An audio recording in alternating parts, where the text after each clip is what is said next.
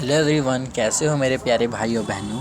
आज हम लोग फिर से शुरू कर रहे हैं chapter 7 national income and related aggregates class 12 के इकोनॉमिक्स का। हम लोग फिर से चैप्टर शुरू से पढ़ेंगे, इसलिए आज हम ये वीडियो लाए हैं। चलिए, पहला टॉपिक था हमारा what is difference between micro economics and macro economics, difference between micro and macro economics. तो हम लोग पढ़ेंगे ये और एक एक पॉइंट्स बहुत डीपली कवर करेंगे विद स्पेसिफाइड इमेजेस, जिसके आपसे इमेजेस मैं इसलिए शो कर रहा हूँ कि आपको एकदम क्लियर हो जाए। चलिए, micro economics and macro economics क्या होता है, डेफिनेशन शुरू करते हैं। माइक्रो इकोनॉमिक्स मतलब micro economics the study of economic actions of individual and small groups of individual. मतलब माइक्रो इकोनॉमिक्स में हम लोग देखें, यहाँ बोला गया इंडिविजुअल्स की स्टडी करते हैं। Micro economics is the study of individual and small groups of individual. इसमें हम लोग सिर्फ एक पर्सन मतलब इंडिविजुअल की स्टडी करते हैं, ठीक है।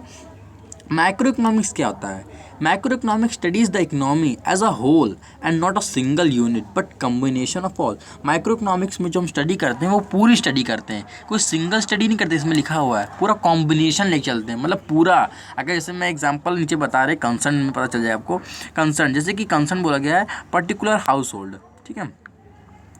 कंसर्न में बोला गया है particular house hold forms and industries.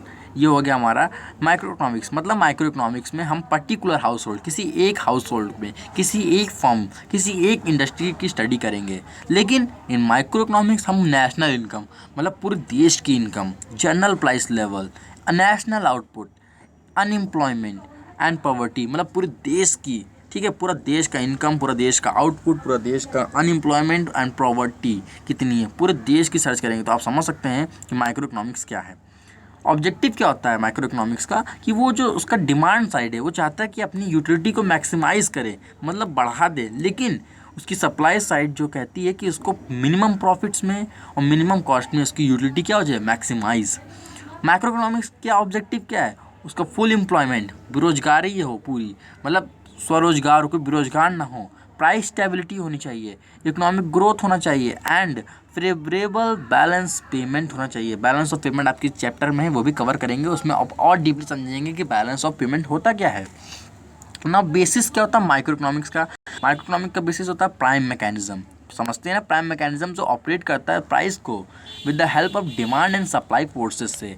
और माइक्रो इकोनॉमिक्स का बेसिस है national income, output and employed which are determined by aggregate demand and supply. इसको आप टूल्स भी बोल सकते हैं माइक्रो और मैक्रो इकोनॉमिक्स के, इसको आप ऐसे टूल्स भी बोल सकते हैं, ठीक है। एग्रीगेट का मतलब समझते हैं पूरा ब्रॉड, वाइडर, ठीक है, पूरा। एजम्पशंस क्या होते हैं इसमें? रेशनल बिहेवियर ऑफ इंडिविजुअल होता है। और मैक्रो इकोनॉमिक्स में एग्रीगेट वॉल्यूम होती है। समझ गया, एग्रीगेट का मतलब बता चुका हूँ मैं। लिमिटेशंस इसकी कैसी होती है? लिमिटेशंस इसकी होती हैं एक्सिस्टेंस ऑफ फुल एम्प्लॉयमेंट, पूरा फुल एम्प्लॉयमेंट नहीं हो पाता है, और involvement of fallacy of composition which does not prove true.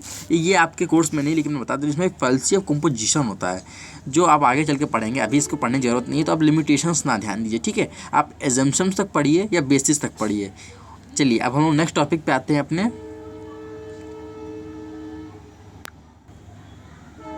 Now हमारा नेक्स्ट टॉपिक है meaning of national income. Means national income मतलब अपनी राष्ट्रीय आय, एक देश की इनकम कितनी होती है, मतलब हमारी इंडिया की इनकम।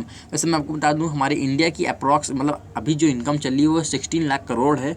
उसका मुझे अप्रॉक्स नहीं पता कितना है, लेकिन 16 लाख करोड़ हमारे इंडिया की इनकम है अभी। चलिए, नेशनल इनकम पढ़ते हैं। नेशनल इनकम क्या होता है? National income is the money value of all the final goods and services produced by country during a period of 1 year.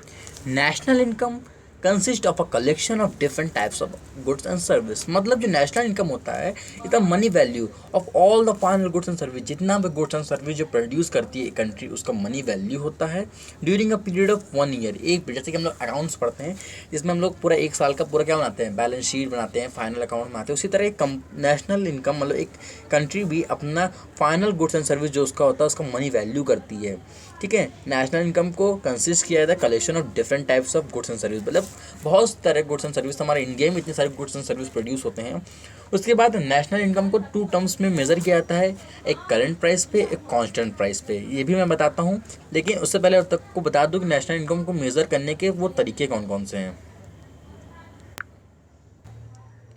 Sorry मेरे भाई बहनों, मैं आपको मेजर्स बताया था, असल में वो बेसिक कंसेप्ट थे।